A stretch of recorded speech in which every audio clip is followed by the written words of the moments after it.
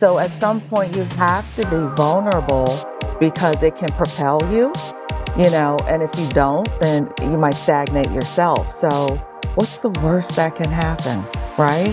When did you see the change start, developing? When I stopped caring what they thought. Yep.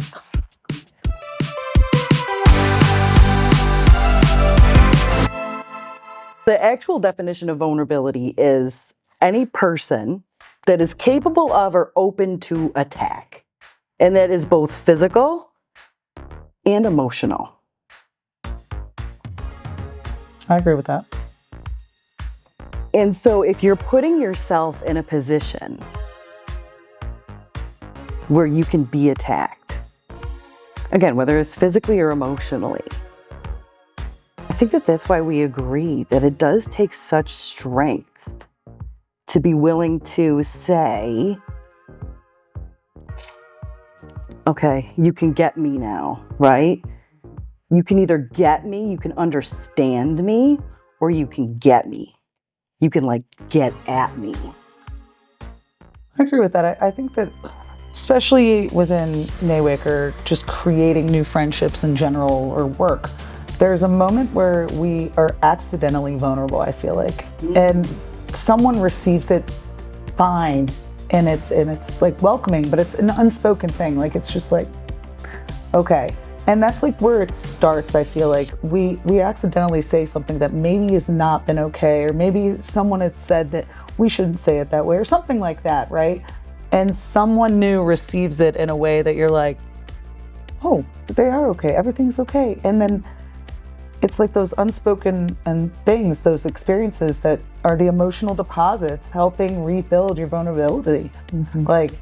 And the more you have people showing up for you and making deposits, that's also how we become very protective of those who we are vulnerable with. Yeah. I love what you said with emotional deposits. I think that's how it ties into leadership, because those emotional deposits is how you become that informal leader sometimes within, whether it's a friend group or on a job site or at the office or wherever, because you look to that person where you can feel that emotional safety, that psychological safety. Yes. And it's because there's been these emotional deposits made back and forth, that shared vulnerability. And it is so important. It's scary. Even you reading the definition, I was sitting here oh God, it either can be attacked, that right there, it's a risk that you take to be vulnerable, but it also shows strength and bravery, right? Because if nothing, what was it in Finding Nemo? The mom said to the dad, if nothing happens to him, nothing will happen to him, right? So at some point you have to be vulnerable because it can propel you, and if you don't, then you might stagnate yourself. So what's the worst that can happen, right? Mm-hmm. Right? So it's as women, I think that we need to honor that and embrace being vulnerable in a situation where you just let it all go. Like you just said, I'm gonna wear my pink boots. I'm grateful for them. And if it doesn't fly over, it doesn't fly over, but I like them, right? So I think we as women need to honor that and be more brave in embracing vulnerability, in its truest form. Yeah. I do. Yeah. Well, we worry. 90% of what we worry about never happens. So don't worry about it. Put your foot out there and do it.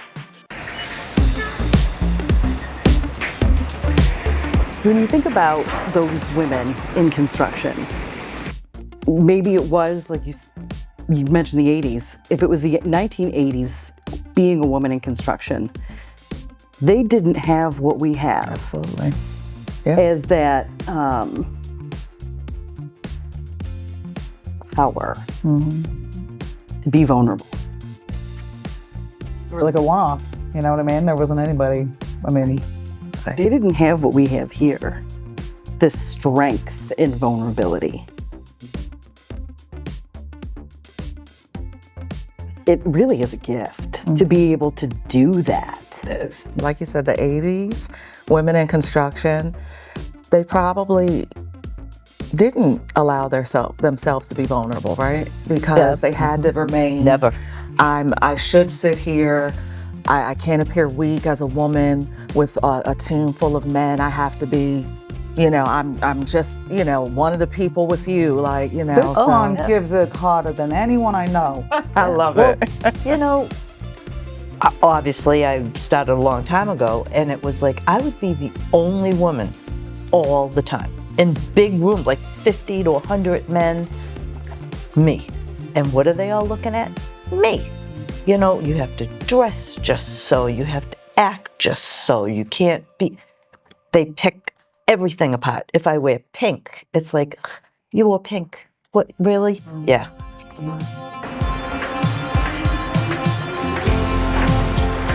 And I think that, again, going back to being vulnerable, my